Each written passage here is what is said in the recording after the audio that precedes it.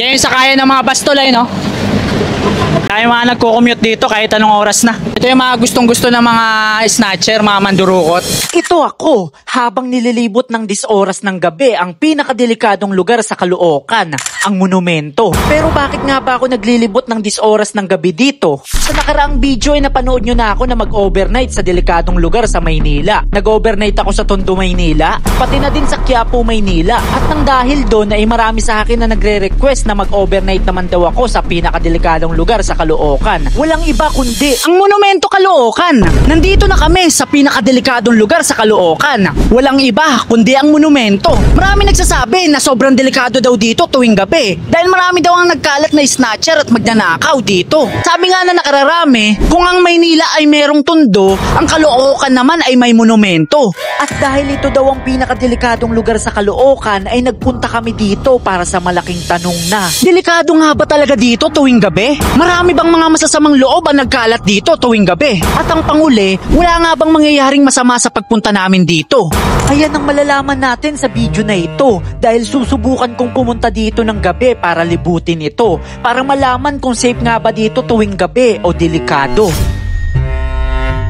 4:30 ng hapon namin na pagpasyahan na pumunta sa Caloocan Monumento para maabutan pa namin ito ng maliwanag pa.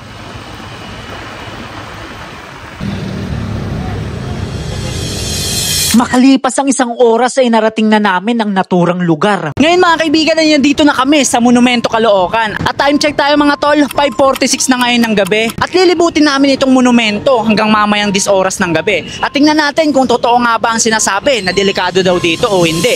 Pagdating pa lang namin dito ay ang una na naming napansin ay maraming mga pulis mobile ang nakapaligid sa lugar na to. Ngayon mga kaibigan, nandito na kami ngayon sa monumento tol. At pagpunta pa lang namin tol, ayun makikita nyo na tol, ayun meron dito mga police visibility tol, ayun SWAT Caloocan tol. Tapos doon din sa kabila tol, ayun meron din tol. Ayun yung police visibility dito sa monumento. Kasi nga, delikado daw dito tol Siguro totoong delikado nga kasi wala namang mga police visibility tol kung di ba? Safe lang yung lugar, di ba? Ayun may isa pa dito. Kaya ngayon, nililibot namin mga kaibigan. Maraming mga pasikot-sikot dito na hindi namin alam Kaya tingnan natin tol. Hanapin natin yung mga lugar dito. Ayun police visibility rin, di ba? Habang nagbibideo kami dito ay nagulat kami dahil bigla kaming nilapitan ng pulis. Akala namin ay papagalitan kami pero gusto lang pala kaming makausap. Meron kasi dito mga wala kasing snatcher dito Ang meron talaga is yung mandurukot. Mandurukot kasi ang siyempre talaga disente ang musot. Yung talaga, malabot talaga. Yung mga nahuli taga malabot. Bali parang ito po yung nagiging nila, spot nila. Ayon kay Chip ay marami daw mandurukot dito at karamihan sa mga nahuhuli nila ay taga Malabon daw. Dito lang sa monumento ang nagiging spot nila para mandukot. Kaya mandurukot, modus nila sasakay ng LRT. Ngayon, exit point na lang nila yung pagbaba ng LRT.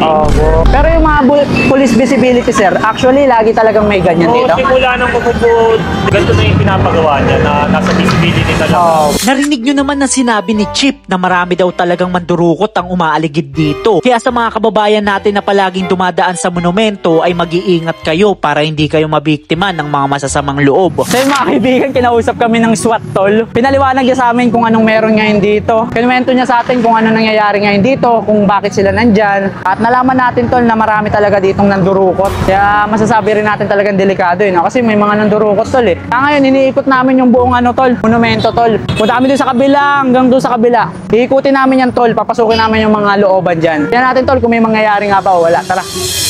Bago natin ituloy ang video, ipapaalala ko lang ulit na malapit na akong umabot ng 100,000 subscribers sa YT channel ko. At gaya ng ipinangako ko, pag ma-reach ko ang 100,000 subscribers ay mamimigay ako ng 2 iPhone XR sa 2 maswerteng subscribers ko. Kaya kung isa ka sa mga hindi pa nakaka-subscribe sa akin, ay ano pang hinahantay mo? Mag-subscribe ka na ngayon. Malay mo, para sa'yo pa lang isa sa mga iPhone na ipapamigay ko. O siya, mabalik na tayo sa video. Agad na naming nilibot ang kahabaan ng monumento para makita ang sitwasyon sa bawat sulok ng lugar na ito. So yung mga kaibigan, nandito naman kami sa kabilang parte ng monumento tol. Inikot talaga namin yung kahabaan nito tol para makita natin yung mga sulok-sulok dito. Ngayon kasi magsi 6:30 na kaya maraming mga sumasakay tol. Uwian ng mga estudyante. Tapos yung mga nagtatrabaho, uwian na rin kaya rush hour na ngayon, maraming tao. At dahil nga rush hour ay maraming tao dito sa monumento. Kaya sobrang alerto din kami kasi baka nasa paligid lang namin ang mga masasamang loob. Ngayon mga kaibigan, nandito naman kami sa kabilang bahagi ng tol, monumento. Tumawid kami tol para malibot din natin dito. Ayun. Dito naman kami sa kabila. Kaya natin kung anong mga makikita natin dito. Dito tayo. Iniimbestigahan namin tol eh. Tinitingnan namin yung paligid kung may mga makikita nga ba kami mga mandurukot eh. Nagpatuloy lang kami sa paglilibot hanggang sa makarating na kami sa kabilang parte ng monumento. Dito naman kami sa kabilang parte ng monumento tol. Ayun as you can see. Ayun Doon sa kabila mga kaibigan, merong doon tol, police visibility. At dito rin sa kabila tol, ayun meron din police visibility dito tol. Ibig sabihin niyan tol, yung paikot dito sa monumento tol, talagang merong mga nagbabantay ng mga pulis.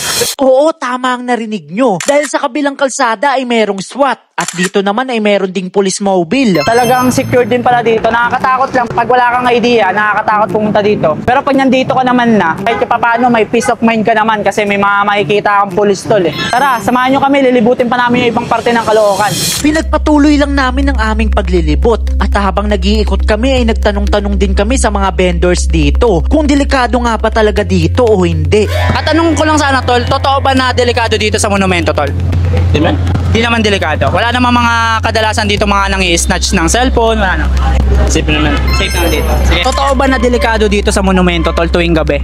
Opo, maraming gago dito ya. Sa tingin mo delikado dito kahit taga dito ka? Opo.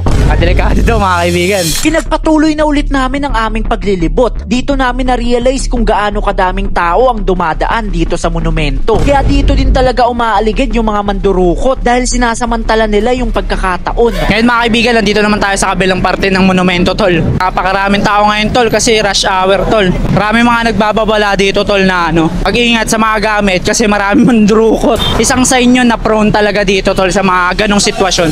Dahil naikot na namin ang kahabaan ng monumento ay nagpahinga na muna kami dahil napagod na din kami maglakad. So yun mga kaibigan, time check. 7:50 na ngayon ng gabi mga kaibigan. Nagtambay muna kami dito tol sa kalsada tol, gilid ng kalsada. Tingnan mo tol, ayun Nagtambay muna kami dito mga kaibigan kasi kaganina pa kami paikot-ikot dito tol sa monumento tol. Nakakapagod. At ang napansin namin mga kaibigan, talagang marami ditong mga police visibility tol. Bukod sa mga police tol, marami mga MMDA tol na nanguhuli. Pero in fairness tol kasi ang dami mga police visibility talaga tol. Kasi prone talaga daw dito sa mga mandurukot kasi maraming mga bumabiyahe dito tol eh. Maraming mga estudyante na nagbabiyahe dito tuwing gabi. Kaya marami daw talagang mga nagnanakaw dito tol, mandurukot. Nagtambay na muna kami dito ng ilang minuto dahil napagod na din kami maglakad. At habang nandito kami ay biglang may dumating na panibagong police mobile. So yun mga kaibigan, habang nagtatambay kami dito sa gilid ng kalsada tol, may biglang dumating tol ayun May police na naman tol, may police mobile tol. Panibagong police visibility tol, ayun Pero yung dalawa doon sa kabila tol, nandun pa, ayun Ayun, tapos ayun. Tapos yung sa kabila, nandun pa rin. Ang dami tol, dito sa paikot ng monumento tol. Talagang marami mga pulis talaga tol na nagbabantay. Di ba masasabi mo talaga na tol na secure tol eh. Siguro dati talaga prone dito sa mga snatchan, sa mga nandurukot. Kaya talaga marami mga nagbabantay na pulis. Hindi naman babantayan to na sobrang daming pulis kung wala nangyayari dito di ba? Kababalagan, di ba? Pagtapos namin magpahinga ay inikot pa namin ng isa pang beses ang kahabaan ng monumento para malaman talaga kung delikado nga ba dito o hindi na. Ito naman yung papuntang tol, EDSA doon Kasi sabi sa amin ng kaganina nung pulis, marami rin daw mga nag-i-snatch dito tol, mga mandurukot eh. Anong oras na pero marami pa rin mga nagko-commute. Kaya ngayon papunta tayo dito, ayun makikita natin ayun tol, pakita mo. May mobile police mobile. Meron din police mobile dito dahil maraming mga tao dito ang nag-aantay ng masasakyan. Ito tayo ngayon tol sa may tol, overpass. Yan yung sakaya ng mga bus tol Ay mga nagko-commute dito kahit anong oras na. Daming tao. Ito yung mga gustong-gusto ng mga snatcher, mga mandurukot. Pag maraming mga nagko-commute, mga siksikan, pagkakataon nila yan eh. Galing na kami dito kaganina. Pinalikan lang namin tol. Baka may mga nabago na sa sistema di ba? Dahil naikot na namin ng 2 beses ang kahabaan ng monumento ay napagpasyahan na din naming umuwi dahil anong oras na. So yun mga kaibigan, time check. 9:51 na ng gabi ngayon mga kaibigan. At as of the moment tol, naikot na ulit namin yung kahabaan na itong monumento tol. Pero ang napansin namin tol, kahit anong oras na talaga tol, marami pa rin talagang mga pulis tol.